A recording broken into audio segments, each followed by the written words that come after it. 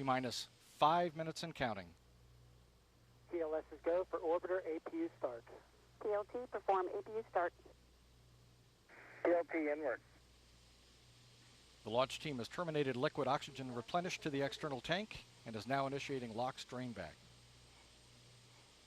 OTC CDR heater reconfig is complete.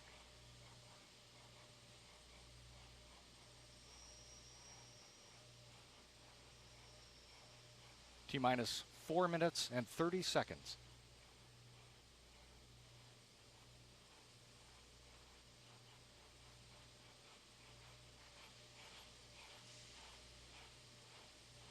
OTC TLT APU start is complete. Copy. All 3 APUs are up and running. T-minus 4 minutes, 5 seconds and counting.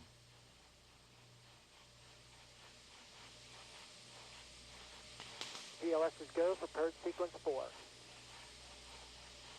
The final helium purge of the 3 main engines is underway in preparation for main engine start.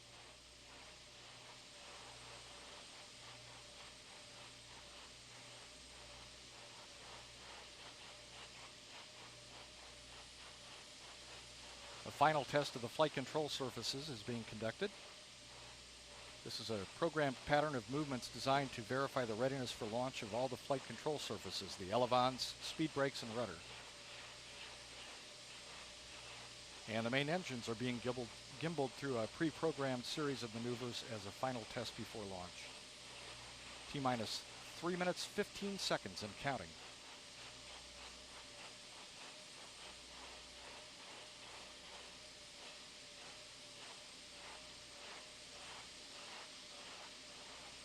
T-minus 3 minutes and counting.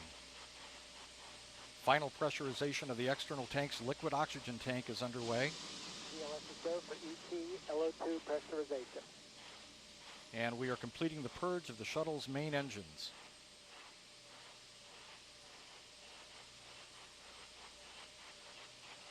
T-minus 2 minutes, 39 seconds and counting.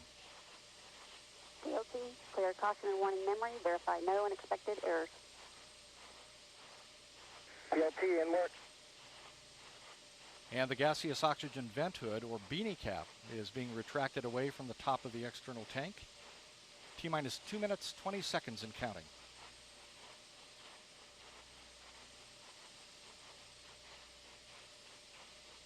Discovery, close and lock visors, initiate O2 flow. Discovery copies visors and O2 flow. T-minus 2 minutes and counting. Liquid hydrogen replenish on the external tank is now being terminated. TLS is go for ET LH2 pressurization.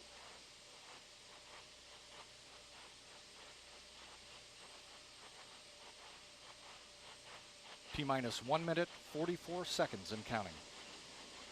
All systems are go.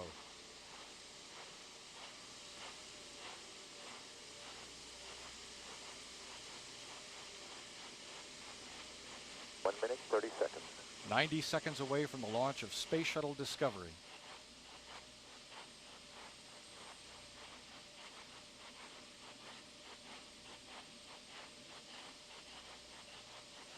T-minus 1 minute, 15 seconds and counting.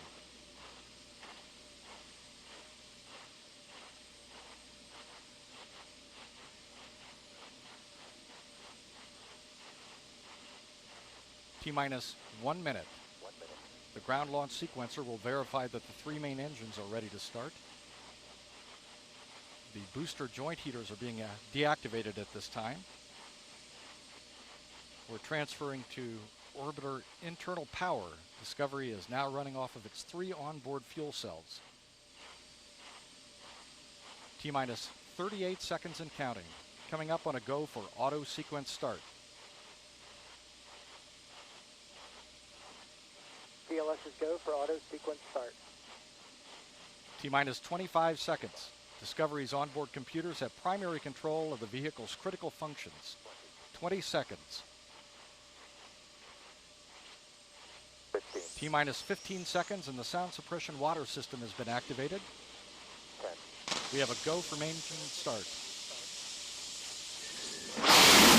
3 engines up and ready. 3, 2, 1, 0. Booster ignition and liftoff of Discovery, blazing a trail to scientific discoveries aboard Space Station. Houston, Discovery, roll program. Roger, roll, Discovery. This is Mission Control Houston. Space Shuttle Discovery is rolling into a heads-down position, putting it on course for 51.6 degree, 136 by 36 statute line orbit, and eventually the International Space Station.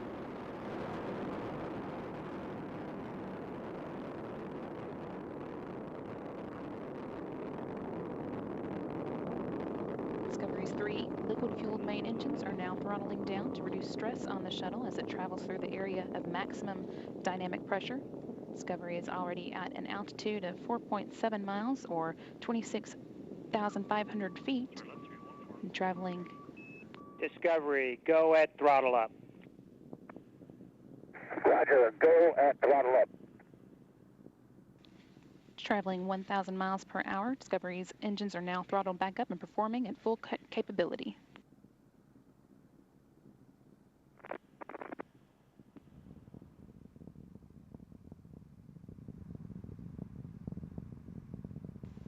At liftoff, the shuttle weighed more than 4.5 million pounds, and now 1 minute and 27 seconds into the flight, the main engines and solid rocket boosters have reduced that weight by about half.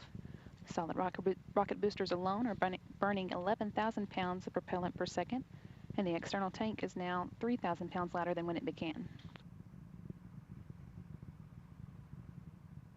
Discovery is now 21 miles away from its launch pad and 22 miles in altitude, traveling 2,700 miles per hour.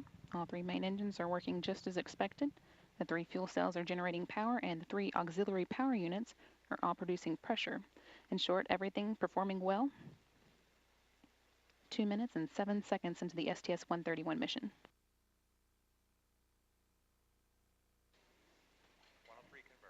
The booster officer in the Mission Control Center has confirmed the solid rocket booster separation. All systems continuing to function well.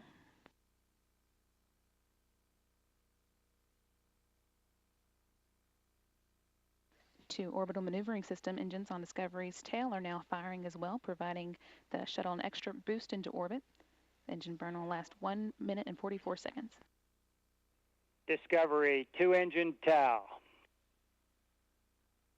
Discovery copies, 2-engine TOW. That call indicates that Discovery can now reach Morón in Spain should one of the 3 main engines fail. However, all 3 of those main engines are currently working well. 2 minutes and 59 seconds into the flight, and Discovery is now 79 miles away from Kennedy Space Center in Florida, 48 miles in altitude, and traveling at 4,500 miles per hour.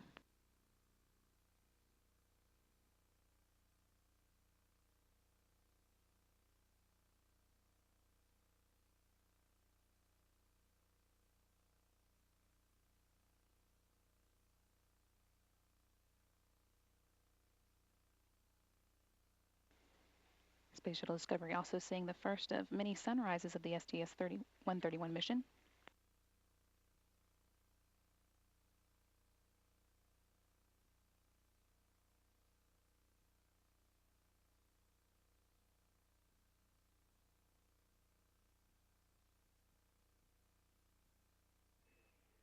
Discovery, Houston, you are negative return. Discovery copies, negative return. Discovery is now flying too high and too fast to return to the Kennedy Space Center in the event of an engine failure. That's not currently a problem, however, as all engines are continuing to perform as expected. 4 minutes and 15 seconds into Discovery's flight. Shuttle's traveling 6,000 miles per hour at an altitude of 63 miles and is 181 miles away from Kennedy Space Center.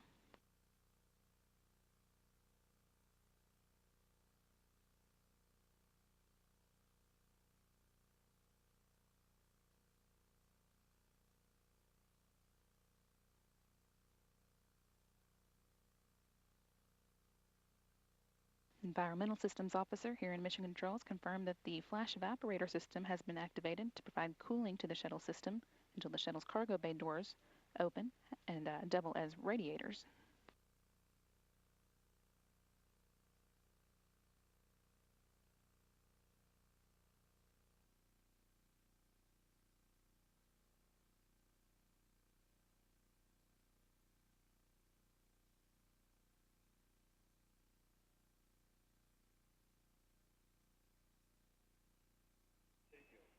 Discovery, press to ATO. Discovery copies. Press to ATO. Should two of the shuttle's three main engines fail after this point, it can still reach a safe, though lower than planned orbit, as that call from Capcom Rick Sturko indicated. Discovery is now 5 minutes and 42 seconds into its flight. Engine, Ops 3. Discovery, single engine Ops 3. 67 miles in altitude and 351 miles away from Kennedy Space Center, Discovery could still make it across the Atlantic for an abort landing, even if two of the three main engines failed at this point. All engines are performing well. Discovery, single engine, Zaragoza. Discovery copies, single engine Zaragoza.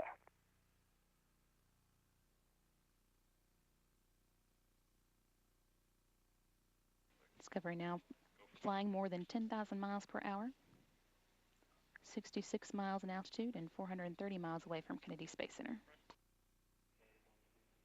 Discovery, press to MECO. Discovery copies, press to MECO. And that call indicates that Discovery can reach its planned orbit of 136 by 36 statute miles, even if one of the engines fails. All three engines are still working well, as are the auxiliary power units and the three fuel cells.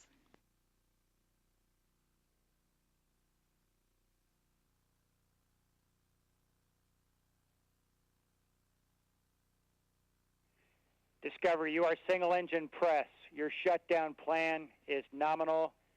Go for the plus X, go for the pitch maneuver. Copy, nominal shutdown plan. Go for the plus X, go for the pitch. Even if two engines were to fail at this point, Discovery could still make its planned orbit with just one. That shouldn't be necessary, however, as all three engines are still performing at full capability.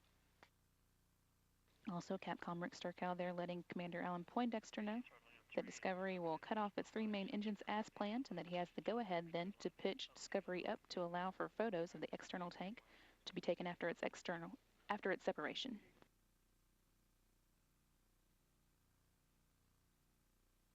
Discovery now 7 minutes and 48 seconds into its mission, traveling at 15,000 miles per hour, 63 miles in altitude, and 730 miles downrange from Kennedy Space Center.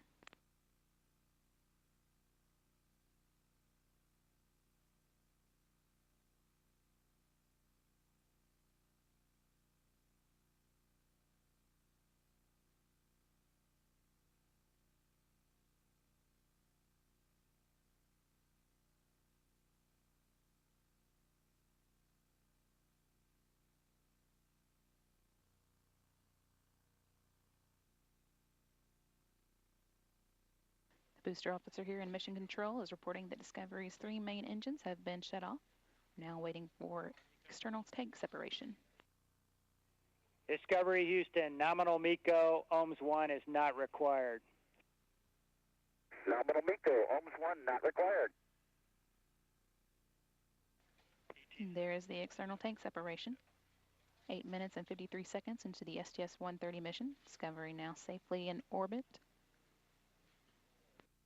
66 miles above the Earth, and traveling at 17,500 miles per hour. Also 1,065 miles downrange from the Kennedy Space Center.